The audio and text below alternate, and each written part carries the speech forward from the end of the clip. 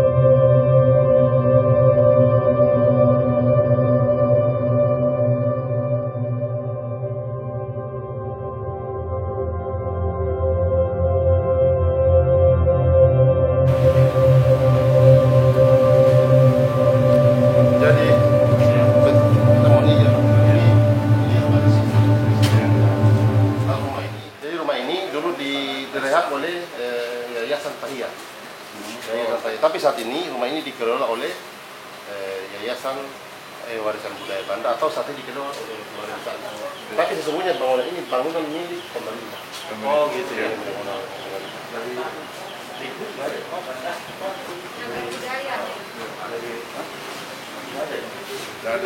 Jadi di lokasi tanam ini ada 3 bangunan utama, Pak.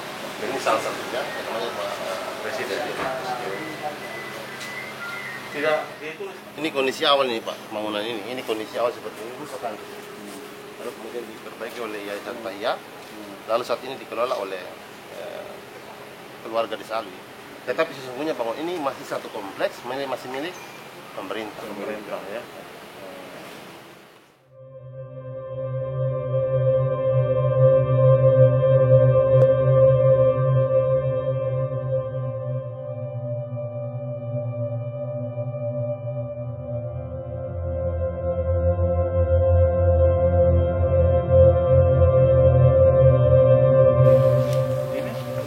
Ada di belakang, ada di belakang Pak. Nanti baru kita ke sana. Oh, ini belakang ya?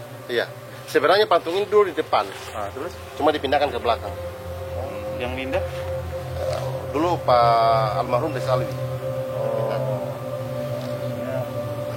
Ketika dia namanya pemugaran atau pemindahan tuh teman-teman di Cibin harus tahu. Iya. Dulu tempatnya di mana di depan ini Pak? Di sini ditaruh bagian ini.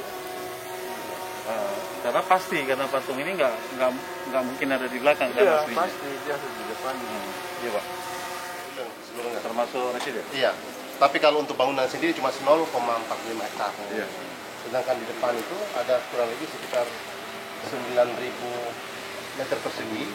Itu dari sini sampai ke sana itu tanah milik pemerintah yang diserahkan ke Kementerian Pos dan Telekomunikasi. Parpostel. Ya, saya dari Parpostel. Iya. Dari 9.045 itu arealnya di sana. Nah itu diperuntukkan untuk pengembangan Banda. Dia dulu digunakan untuk jalur hijau. Jadi ini areal dari sana sampai ke sana hijau tadi. Kalau luar Istana Mini sendiri ada 1,4 hektar. Mulai dari sana sampai ada 1,4. Kemarin sudah kita ukur. Nah, kalau perlu seminar narasi ini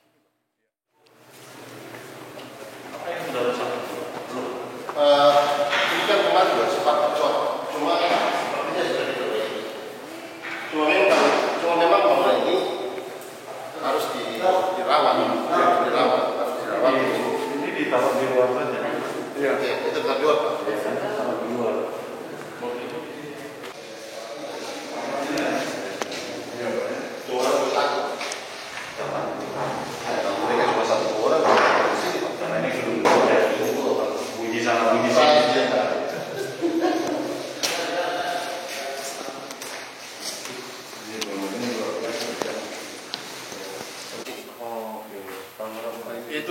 80-an.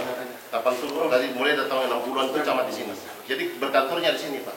Iya, iya. Nanti setelah tahun 84 atau 85 kantor camat itu dipindahkan ke sana. Lalu ini dikosongkan. Tapi dulunya memang kantor camatnya di sini. Jadi camatnya tinggal di situ, Pak.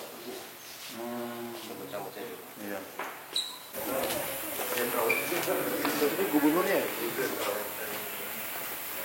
Gubernur Jenderal Ya. Ini mungkin yang pintar. Pun mandi di sini. Jadi nanti kan Pak, setiap area macam sumur ini harus ada narasinya, keterangan, iya. ada ceritanya gitu. Dulu mungkin Bangun tahun berapa? tahun berapa sumur ini. Iya.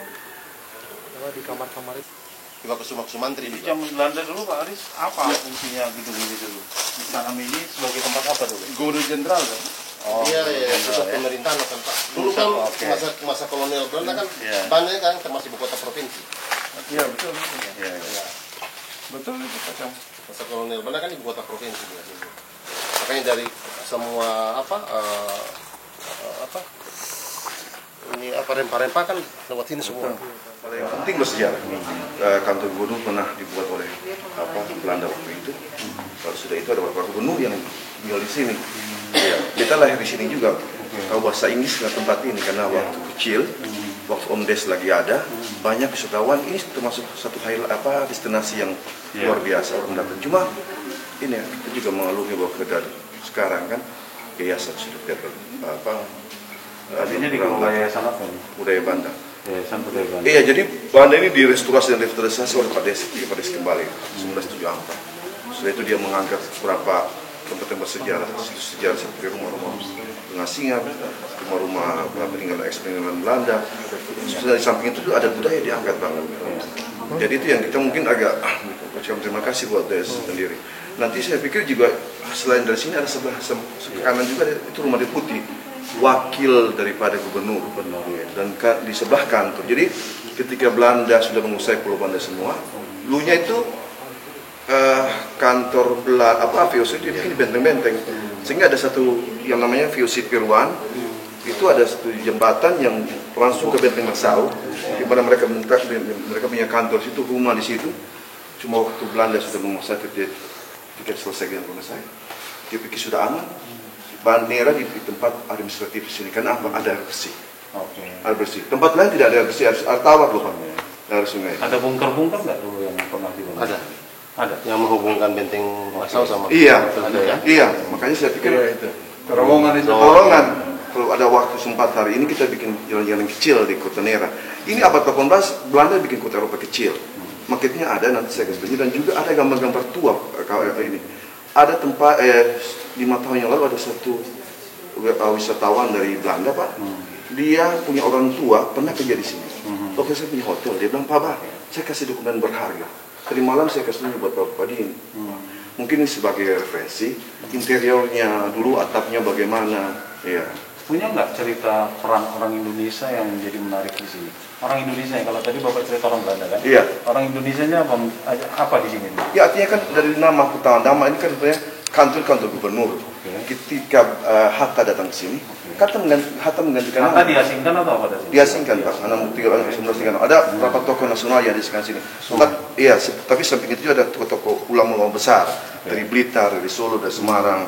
Itu mereka di sini termasuk Imam Bukhari, gurunya spiritualnya Cokro Minoto. Nah, lalu sudah itu dia datang di sini. Ketika Hatta dan Sahri di sini itu lebih kuat gitu nasionalis, karena dia melihat bahwa ini tempat ini Indonesia Barat, Indonesia kecil. Belanda salah merekrut orang-orang Indonesia, suku bangsa ini, tapi adat Banda dan orang Banda sudah menganggap itu orang yang datang dari luar Pulau Banda itu bukan orang Jawa, orang Bugis, orang Banda. Yang mau kita angkat. Nah, lalu nasionalisnya ada juga, toleransi mutar agama. Nilai kebangsaan itu ada di musyawarah mufakat. Adat Banda semua orang Dibicarakan di sini. Di sini. Pada saat itu gubernur Istana Mini ini Hatta yang membuat kata Istana Mini dengan Indonesia Baru, konsep Indonesia Baru, ada lebih warna, 2 warna, ada apa ini. Jadi penyebutan Istana Mini itu Bung Hatta pertama. Bung Hatta bikin Kota Nera sebagai Indonesia kecil dengan memberikan nama-nama desa, mengganti nama Indonesia. Desa Merdeka, desa Riwana, desa Kampung Baru, Indonesia Baru. Ya, dan ini istananya di sini gitu loh. Jadi mungkin judulnya tidak Istana Kepresidenan tapi Istana Nasional. Assalamualaikum.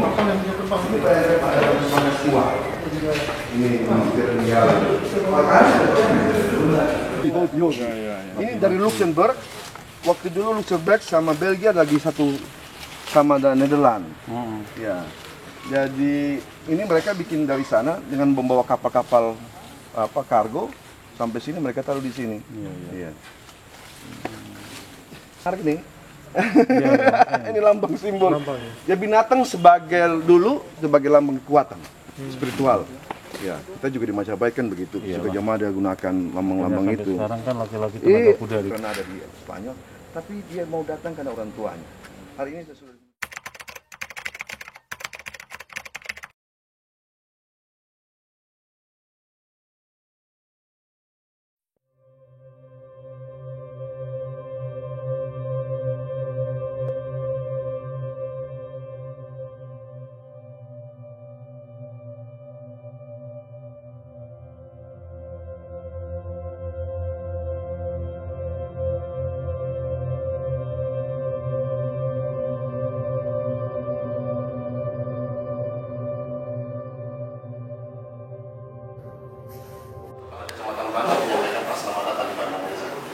Mudah-mudahan ke depan Bapak dan Romo bisa datang lagi ke Banda daerah, bisa datang berrekreasi sehingga bisa melihat dekat kondisi Banda yang sesungguhnya. Kecamatan Banda ini merupakan wilayah kepulauan, luas wilayahnya 5.500 hektar dan terdiri dari 11 buah pulau, Pak. Jadi kita ini 11 buah pulau. Kemudian dari 11 buah pulau ini ada 7 pulau yang dihuni, 4 pulau tidak berpenghuni. Pulau-pulau yang dihuni diantara ada Pulau Rune, kemudian ada Pulau Ai, kemudian ada Banda Besar, ada Pulau Hatak, kemudian ada Pulau Gunung Api yang dihuni, kemudian ada Pulau Sari dan Pulau Naina. Pariwisata di Banda ini, Pak, sangat unik, Pak. Daratnya bagus, lautnya bagus, budaya bagus, sejarahnya bagus. Jadi Banda itu komplit, Pak. Kemudian yang unik juga, Pak, di Banda daerah ini, Pak, banyak sekali rumah-rumah bersejarah. Salah satunya tadi Sarmi, ada rumah Cipto Mangunkusumo, ada Iwa Kusuma Sumantri, ada rumah Bung Hatta, dan yang paling ironis di Banda ada 7 buah benteng, Pak. Pulau sekecil ini ada 7 buah benteng, di antaranya dalam kota 2, Benteng Nassau dan Benteng Belgika. Memang kita dalam hampir lengkap. Mari kita harapkan dari teman-teman dari Cagar Budaya atau dari Kemendikbud juga ikut bersama-sama supaya bagaimana kita mengangkat atau mengeksplor Banda Neira ini menjadi satu konsep utuh, menjadi sebuah daya tarik atau wisata maupun pendidikan. Tadi itu sudah dijelaskan, Pak Camat sudah memberikan informasi bahwa potensi sektor kelautan ya, kelautan, kemudian perkebunan dan bahkan pariwisata ini satu sistem atau satu siklus konsep pariwisata itu memang atraksinya harus ada, baik itu perkebunan dan pariwisata.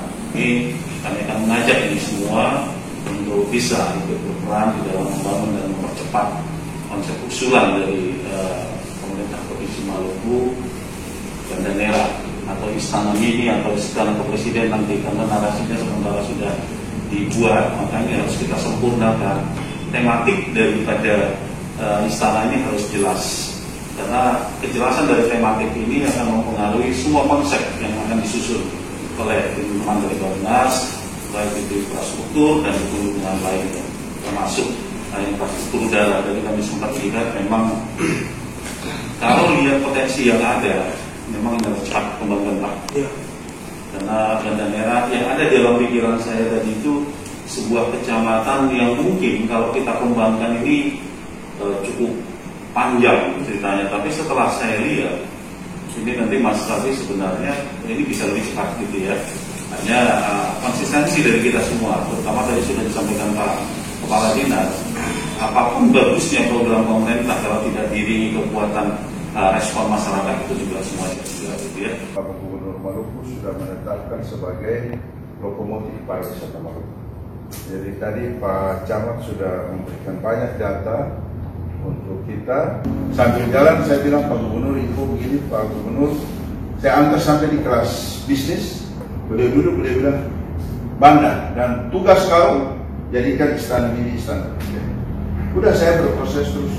Saya yakin sungguh bahwa Pak Sartin punya komitmen Ibu Lis dan juga kawan-kawan di Kemenko Marves selama ini membantu saya Pak Camat untuk mengarahkan saya bagaimana Banda ini harus dijadikan lokomotif pariwisata.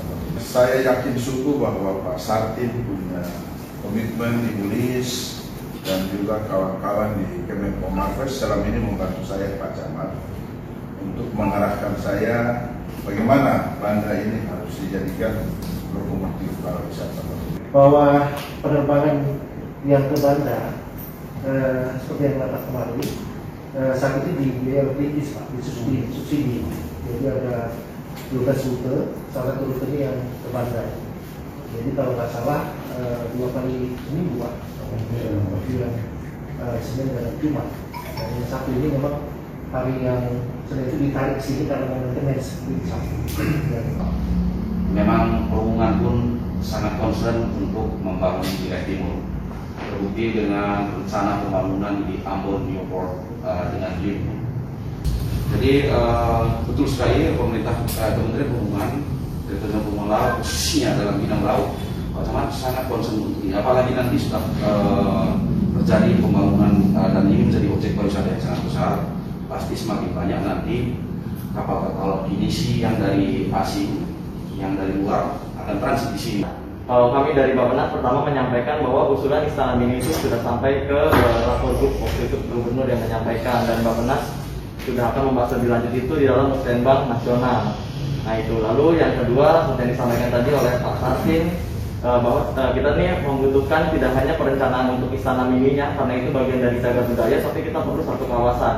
Nah, kawasan ini itu bisa berupa satu pulau Bandanera juga, dijadikan satu destinasi daya tarik wisata, disampaikan dibentuk sebuah master plan. Nah itu nanti tidak hanya melihat dari sisi cagar budaya dan juga aktivitas pariwisata, tapi kita lihat bagaimana kebutuhan transportasi, skemanya mau seperti apa. Lalu skema pengembangan wisatanya, apakah dia mau wisata buatan, atau dia mau wisata massal, atau mau wisata khusus. Tadi disampaikan Pak Camat ada resort. Banda itu alam, bahari, buatan, budaya semua ada. Jadi kami justru butuh support dari bapak-bapak semuanya. Akses 3A, atraksi, aksesibilitas dan amenitas Banda harus punya.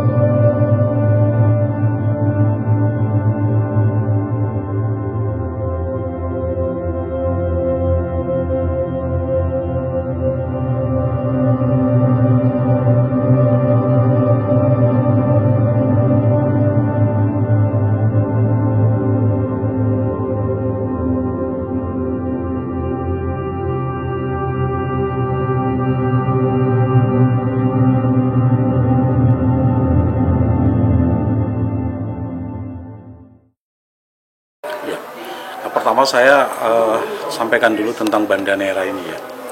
Bandanera ketika saya turun dari pesawat, chemistry saya terhadap daerah ini cukup betul-betul saya rasakan naturalnya Bandanera ini cukup kuat untuk memberikan daya tarik wisatawan. Kemudian terkait Istana Mini, ya ini Istana Mini ini kan satu sejarah yang nggak bisa kita lupakan ya. Maka kedatangan kami ke sini untuk bagaimana mengeksplor atau menjadikan Istana Mini ini menjadi istana kepresidenan. Jadi ini salah satu atraksi yang cukup bagus dan kemudian memberikan edukasi atau pendidikan kepada setiap orang ketika datang berkunjung ke istana ini dan mendapatkan informasi-informasi sejarah Istana Mini ini di Bandanera. Maka kami dari Kementerian Koordinator Bidang Kemaritiman dan Investasi tentu akan memberikan dorongan untuk percepatan bagaimana mengeksplor atau menciptakan Istana Mini ini menjadi istana kepresidenan yang menjadi destinasi pariwisata, sehingga memberikan dampak kepada masyarakat Banda Neira dan kemudian Maluku secara umum. Oleh karena itu kami sangat berharap pemerintah Provinsi Maluku dan juga pemerintah Kabupaten Maluku Tengah bisa bersinergi untuk kita bersama-sama menciptakan daya tarik yang tinggi terhadap Banda Neira yang sudah memiliki potensi wisata yang cukup baik, seperti taman laut, kemudian aktivitas masyarakat dalam perkebunan pala yang kita tahu sejarah penanaman pala Banda Neira ini kan sudah mendunia, dan kemudian tentu sektor pariwisata secara umum.